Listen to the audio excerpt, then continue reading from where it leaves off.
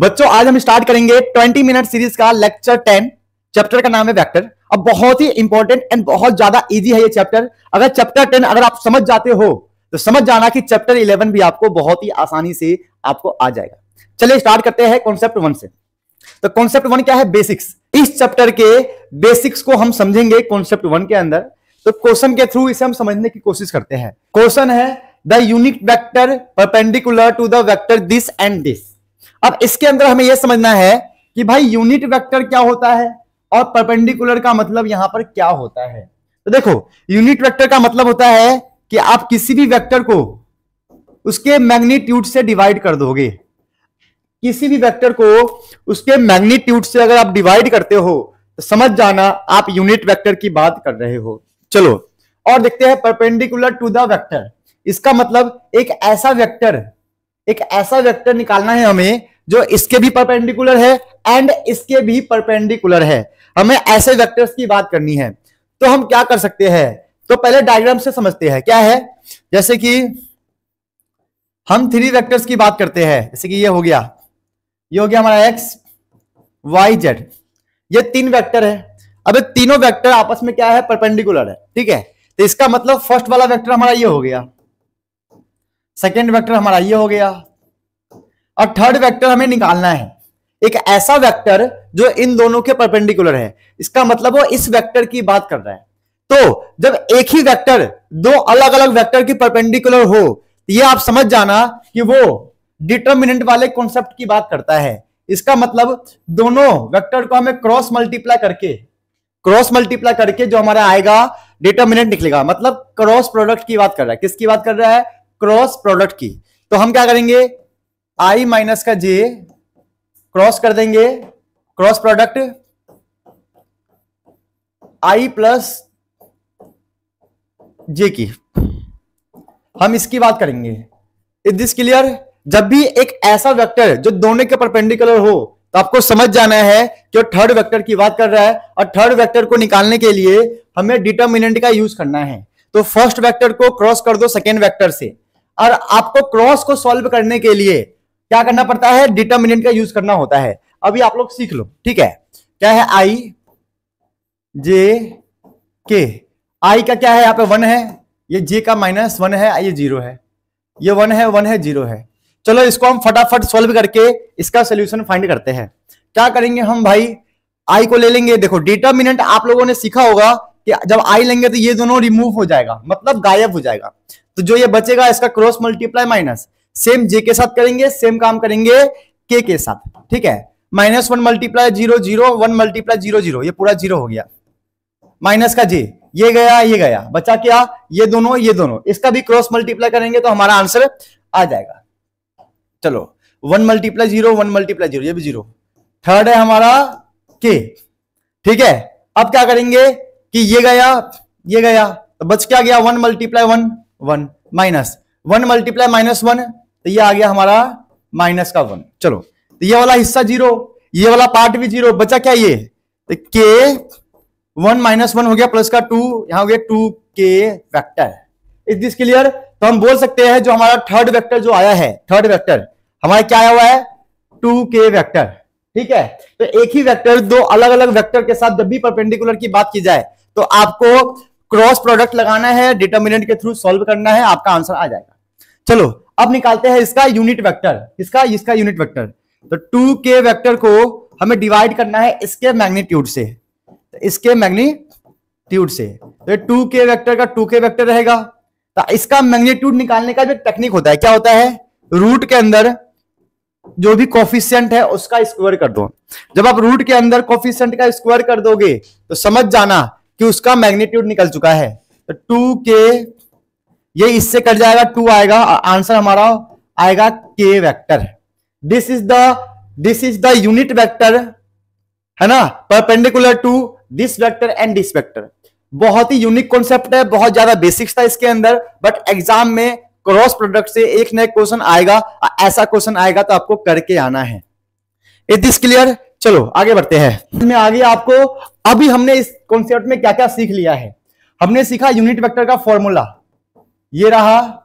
ठीक है, सेकंड हमने सीखा कि जो ये मैग्नीट्यूड है उसका क्या फॉर्मूला होता है, तो मैग्नीट्यूड का ये फॉर्मूला होता है रूट के अंदर फर्स्ट वाले का कोफिशिएंट का स्क्वायर, सेकेंड वाले का कोफिशिएंट का स्क्वायर, थर्ड वाले का कोफिशिएंट का स्क्वायर, मतलब आई जे के जो उसके कोफिशिएंट होंगे उसके स्क्वायर कर दोगे।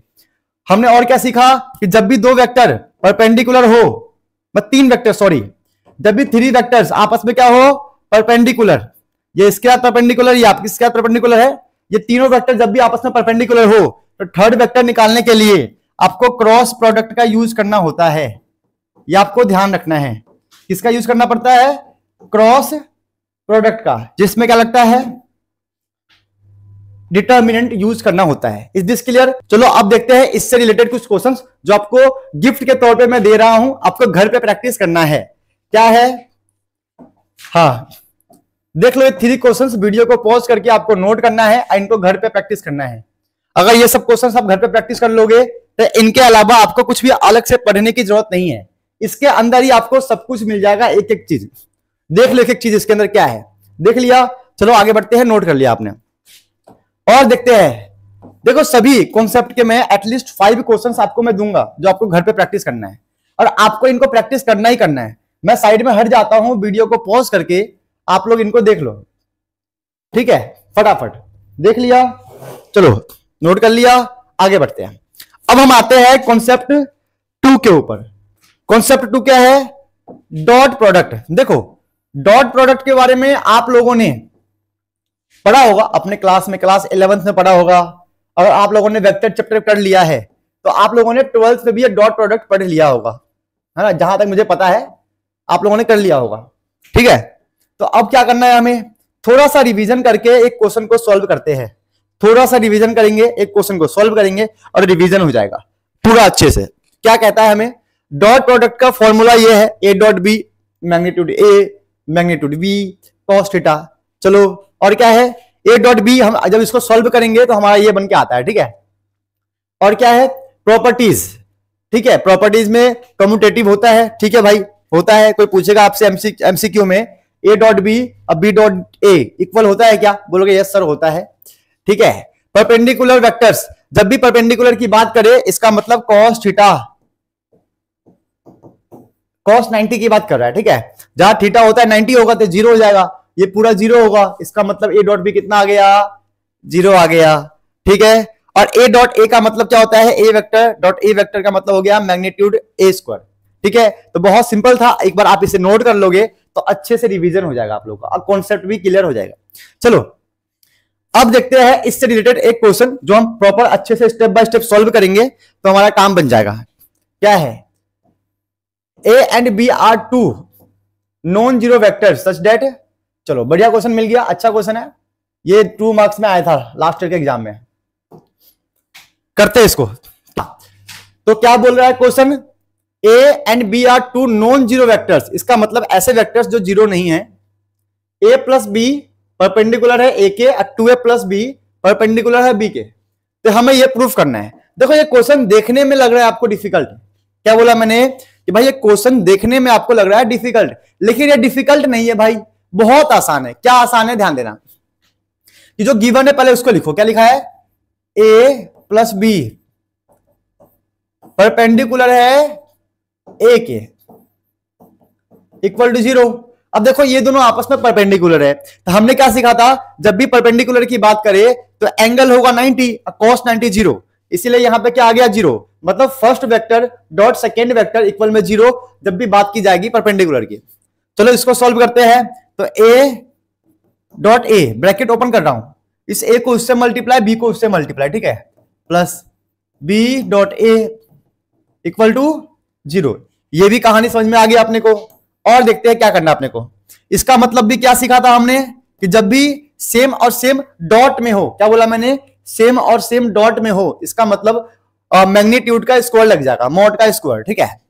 और ये क्या है, इसको तो उस बगल ले जाओ माइनस का बी डॉट ए, यहां से हमारा फर्स्ट इक्वेशन रेडी हो गया। सेकेंड इक्वेशन के लिए आप लोग वीडियो को पॉज करके ये सेकेंड इक्वेशन को सिमिलर आप सॉल्व करोगे, सेकेंड इक्वेशन आ जाएगा। देखते हैं क्या है, 2a plus B dot B vector equal to zero, बिल्कुल सेम, परपेंडिकुलर है तो डॉट तो जीरो आएगा भाई, ये आपको पता है, मुझे भी पता है। चलो करते हैं मल्टीप्लाई, फिर देखते हैं क्या बनता है।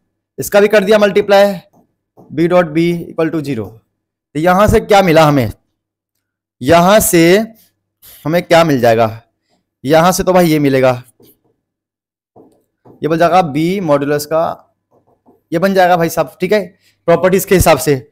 और दिमाग लगाए तो हम क्या कर सकते हैं इसके अंदर, ये फर्स्ट इक्वेशन, ये सेकेंड इक्वेशन, क्या करें दोनों को। अगर मैं यहां पे देखो, ये है, देखो यहां पे कॉमन दिख रहा है, क्या कॉमन दिख रहा है, इस माइनस को अगर यहां लिख लू, हम दिमाग लगा रहा हूं, दिमाग, अगर बी डॉट ए की वैल्यू क्या आ गया, माइनस मैग्नीट्यूड ए का स्क्वायर आ गया ना, ये फर्स्ट इक्वेशन, ये सेकेंड इक्वेशन, अगर इसको मैं यहां पुट कर दूं तो क्या आएगा, इस बी डॉट ए को इसकी जगह पुट करो, इसकी जगह पे, यहां पे देखो, ए डॉट बी हो या बी डॉट ए हो, दोनों सेम होता है, अभी के अभी हमने कॉन्सेप्ट में सीखा था, ठीक है। यहां पुट करने पे क्या आएगा, 2 माइनस का ए कुछ ऐसा बनेगा, प्लस क्या है, बी मैग्नीट्यूड का स्क्वायर, और क्या कर सकते हैं, इस माइनस वाले को उधर ले जाओ तो बन जाएगा ये ऐसा बन जाएगा, माइनस का प्लस 2 कुछ ऐसा बन जाएगा, समझेगा क्या, इस पूरे वाले हिस्से को जो कि माइनस में था उस साइड गया तो क्या हो गया, प्लस का हो गया, क्या हो गया, प्लस का, तो अब काम खत्म हो जाएगा यहां से। और क्या करें, टेकिंग रूट बोथ साइड कर दो यार, ये इजी रहेगा, रूट बोथ साइड, क्योंकि देखो यहां पे स्क्वायर तो पहले से है और हमें क्या चाहिए, रूट चाहिए। देखो जितना क्वेश्चन में गिवन है ना, उसको जितना ज्यादा आप समझ लोगे उतना इजी होगा आपके लिए आंसर को करना, वरना फंस जाओगे, ठीक है। चलो टेकिंग रूट बोथ साइड, जैसे ही मैं यहां पे रूट लूंगा,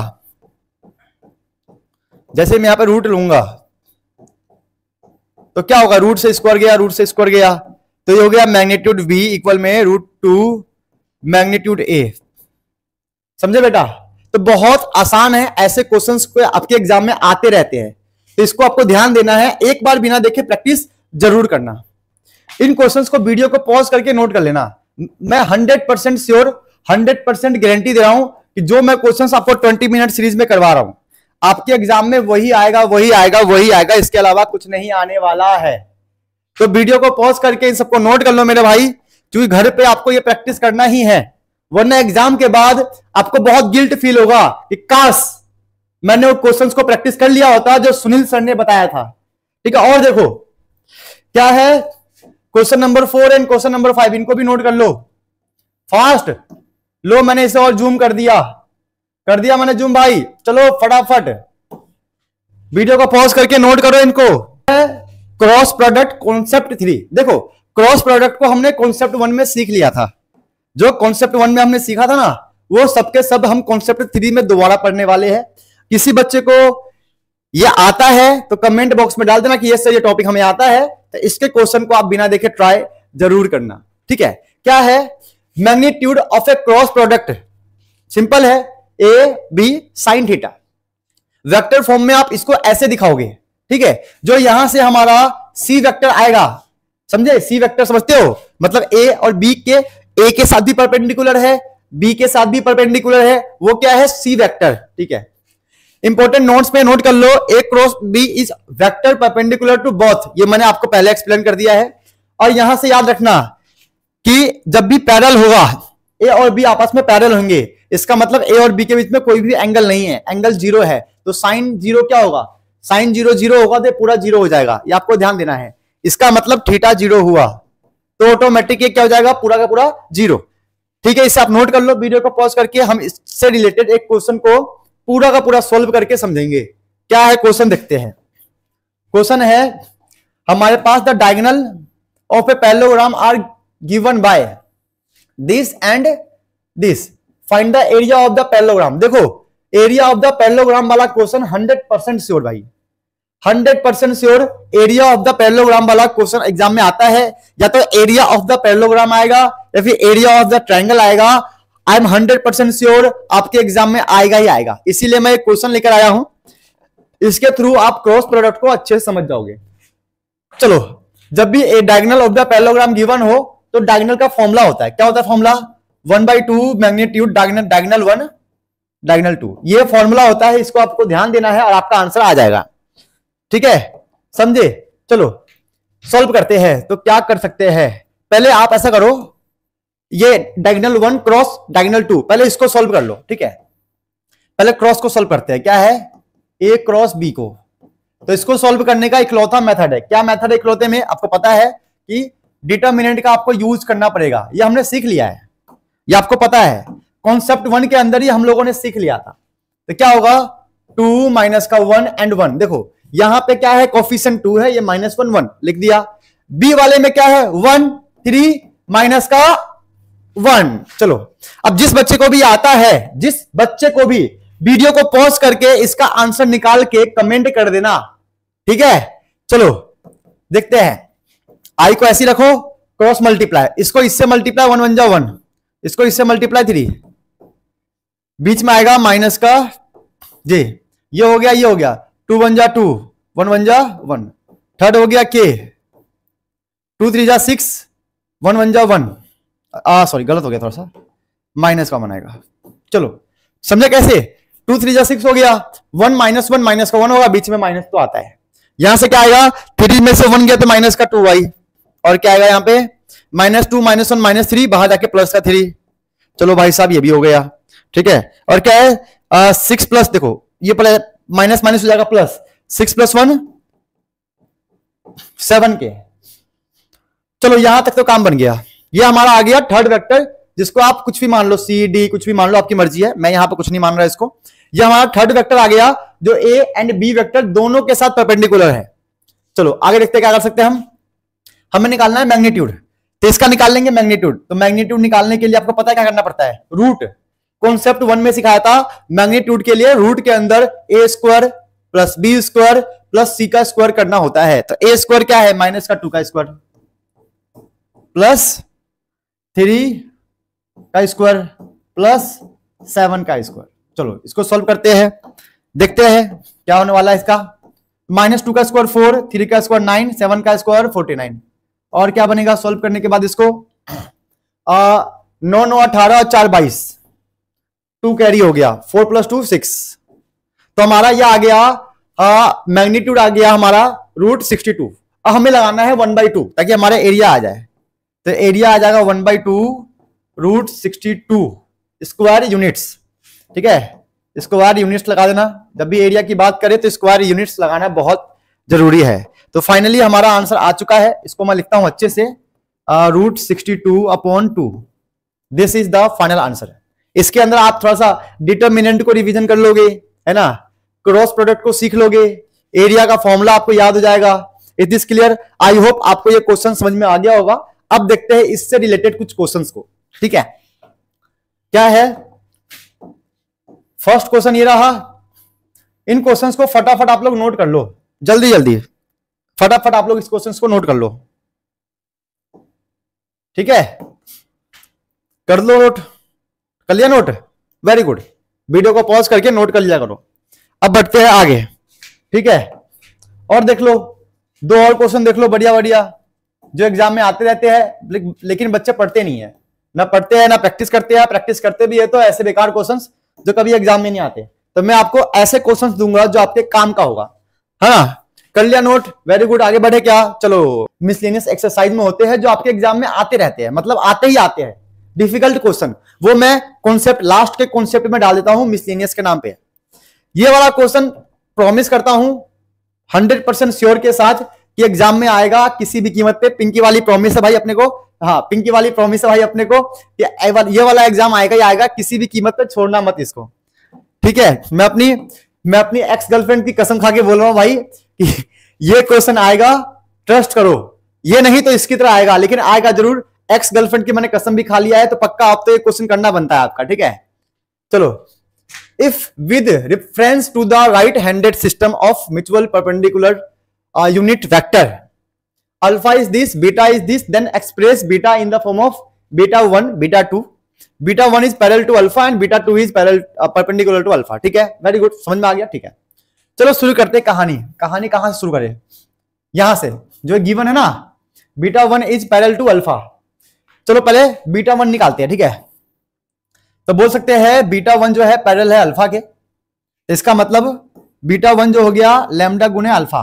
देखो जब भी दो वेक्टर आपस में क्या हो, पैरेलल हो, क्या हो, दो वेक्टर आपस में पैरेलल हो, तो समझ जाना ए जो वेक्टर है लैम्डा टाइम्स बी वेक्टर है। ये फॉर्मूला है, ये आपको ध्यान रखना है पैरेलल वाले कंडीशन के लिए। तभी मैंने यहां लिखा है फर्स्ट वाला वेक्टर लैम्डा टाइम्स सेकेंड वाला वेक्टर है।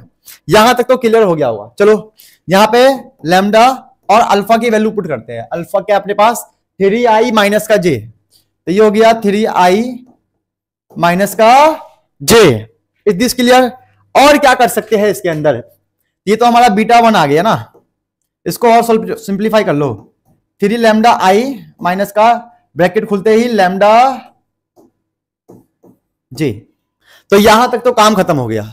अब किसकी बारी है? Beta two is perpendicular to alpha. तो क्या करें? देखो बीटा वन हमारे पास यहां आ चुका है, बीटा वन यहां पर भी आ चुका है, तो क्यों ना पहले बीटा वन इस बीटा वन की बात करें, अब बीटा टू निकाल ले। ये भी कर सकते हैं, सही बात है। चलो यहां से आप ऐसा करो, बीटा टू निकालो पहले, तभी सॉल्व होगा, क्योंकि यहां पर बीटा टू चाहिए अपने को। ठीक है, तो बीटा टू क्या आएगा? बीटा में से अगर इस बीटा को माइनस, मतलब बीटा वन को माइनस कर दे, प्लस का हो गया माइनस का बीटा वन, ये भी कहानी खत्म हो गया। Beta two is perpendicular to alpha. अब ये कहानी शुरू होगी।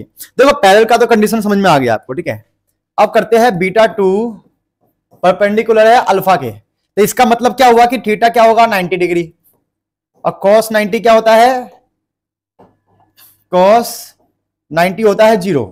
तो ये हमें पता है कि बीटा टू डॉट अल्फा क्या आएगा? 0। ये तो क्लियर हो गया भाई, इतना मामला तो समझ में आ गया कि ये इक्वेशन बनेगा। चलो यहां पे वैल्यू पुट करते हैं, लेकिन बीटा में से बीटा वन को माइनस करके सॉल्व कर लो, वरना ये दिक्कत देगा यहां पे पुट करते समय, है ना। तो पहले बीटा टू को ना अच्छे से सिंप्लीफाई करते हैं। तो क्या करेंगे? ध्यान देना, सुना नहीं है, सुना नहीं है, रील देख रहे हो ना अभी? हाँ, बंद करो उसको। व्हाट्सएप पे चैट कर रहे हो क्या? नहीं नहीं भाई, मत करो मत करो, गलत बात है, ये पढ़ा रहा हूं मैं। अल्फा बीटा वाली बात आ चुकी है यहाँ पे। नहीं बेटा, रील मत देखो, अभी चैट मत करो, सिर्फ पढ़ाई पे फोकस करो प्लीज, रिक्वेस्ट है। देख लो, कर दूंगा मंडी मंडी संडी, देख लो बेटा। चलो आ जाओ, समझ में आ गया। अब आ गए आप लाइन पे। चलो तो क्या करेंगे? बीटा क्या हमारे पास है? बीटा है 2i प्लस का जे माइनस का 3k, 2y प्लस का जे माइनस का 3k, माइनस का बीटा वन ये रहा, माइनस का 3 लैम्डा आई। आइए देखो, माइनस कर रहा हूं, ठीक है, माइनस और माइनस प्लस का लैम्डा जे। इसको और सिंप्लीफाई करें क्या? और करने पे क्या आएगा? आई वाला कॉमन निकालो, आई वाला, आई कॉमन आ गया, 2 प्लस 3 लैम्डा। और कुछ हो सकता है क्या? और जे वाले में जे कॉमन आ गया, तो यहां 1 बचेगा, वहां पे लैम्डा प्लस का लैम्डा, के तो अपनी जगह पे सेम है। समझे क्या किया? देखो दोबारा देख लो बेटा, दोबारा, ठीक है। यहां से आई कॉमन निकाल दिया, क्या आई बचा यहां पे 2 और यहां पे 3 लैम्डा, लेकिन ये माइनस का है। देखो गलत हो गया ना, गलत हो गया ना बेटा, ठीक करते रहो। माइनस का 3 लैम्डा, जे कॉमन निकाल लेंगे तो यहां पे 1 है, यहां प्लस का लैम्डा, अब के हमारा कुछ नहीं है, माइनस का 3k। चलो बीटा 2 आ गया। अब बीटा 2 की वैल्यू को यहां पुट करना है, अल्फा की वैल्यू पुट करना है, डॉट प्रोडक्ट लगाना है, हमारा आंसर आ जाएगा। बस इतना कहानी था। बीटा 2 क्या है? दिखना पड़ेगा, हाँ दिखाई दे रहा है। चलो यहां तक 2 माइनस का 3 लैम्डा में आई, ठीक है, 1 प्लस लैम्डा में जे माइनस 3k। अब क्या है? डॉट, ये गलत लग गया थोड़ा सा, हाँ ये डॉट लगाएंगे यहां पे, डॉट अल्फा। अल्फा क्या है? 3i माइनस का जे। बेटा ये सब चीजें मैं ना अपने आप नहीं लिख रहा हूं मैं, ये यहां पे निकाला है, यहां पे गिवन है, बस वो वैल्यू लिख रहा हूं। क्वेश्चन आसान है लेकिन समझना थोड़ा सा मुश्किल है, ठीक है। चलो अब क्या करेंगे? 3 मल्टीप्लाई 2 6। देखो डॉट प्रोडक्ट में क्या होता है कि आई वाले को आई वाले के साथ मल्टीप्लाई, जे वाले को जे वाले के साथ मल्टीप्लाई, और के वाले को के वाले के साथ मल्टीप्लाई। बहुत सिंपल। यहां पे आई पे 3 है, यहां पे आई पे ये, इन्हें हमें मल्टीप्लाई करना है। 3 मल्टीप्लाई 2, 3 3 जा 9 लैम्डा हो गया। अब यहां पे जे पे क्या? -1, -1 मल्टीप्लाई 1 तो हो गया माइनस का 1, -1 मल्टीप्लाई लैम्डा, तो माइनस का लैम्डा। अब यहां पर कोई के का तो है नहीं, यहां पे के क्या है, 0 है ना, के वाला हिस्सा है नहीं, तो के हो गया 0, 0 मल्टीप्लाई के, ये पूरा 0, तो ये पूरा पूरा हमारा 0 हो गया, तो के वाला पार्ट बचेगा नहीं यहां पे। चलो अब देखते हैं क्या कहानी है, क्या करे क्या करे, करते हैं काम। तो यहां से 6 में से 1 गया तो 5 इक्वल में माइनस लैम्डा, अब माइनस सॉरी माइनस का 9 लैम्डा माइनस का 1 लैम्डा, तो हो गया माइनस का 10 लैम्डा। तो उस साइड जाएगा तो बन जाएगा प्लस का 10 लैम्डा। समझे, कहीं ये कैलकुलेशन हार्ड तो नहीं हो गया ना आप लोगों के लिए? चलो हो गया, चलो कोई दिक्कत नहीं, समझाता हूं। -9 लैम्डा, अब माइनस लैम्डा, माइनस माइनस होता है प्लस, तो माइनस का हो गया 10 लैम्डा। ठीक है, यहां पर था -10 लैम्डा, उस साइड गया तो बन गया प्लस का 10 लैम्डा, ये हमारा आ गया। मैं यहां पर करके भी दिखा देता हूं। ठीक है, 5 माइनस का 10 लैम्डा, क्या क्या करना पड़ता है बच्चों के लिए यार। तो ये हो गया माइनस का प्लस 10 लैम्डा। अब ये इसके टेबल में कट जाएगा 2 टाइम्स में, तो लैम्डा आ जाएगा 1/2, जैसे कि ये 10 यहां से हटके यहां आ जाएगा, तो 1/2। Is this clear? समझ में आ गया, मैंने बेसिक्स आपको समझा दिया। तो फाइनली लैम्डा का वैल्यू आ गया 1/2। Is this clear? समझ में आ गया। मेन मुद्दा था लैम्डा का वैल्यू फाइंड करना, जो कि हमने कर लिया है। अब बोलोगे सर अब क्या करना है, हमें बीटा एक्सप्रेस करना है, β1 प्लस β2।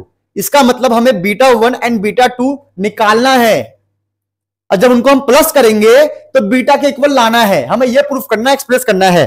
तो लैम्डा निकल चुका है, तो लैम्डा को यहां पुट करूंगा तो हमारा आ जाएगा β1, फिर लैम्डा को यहां पुट करूंगा तो आ जाएगा β2, फिर दोनों को प्लस करूंगा तो हमारा आंसर आएगा। ठीक है, चलो पुट करते हैं β1 में। पहले β1 की बात करते हैं।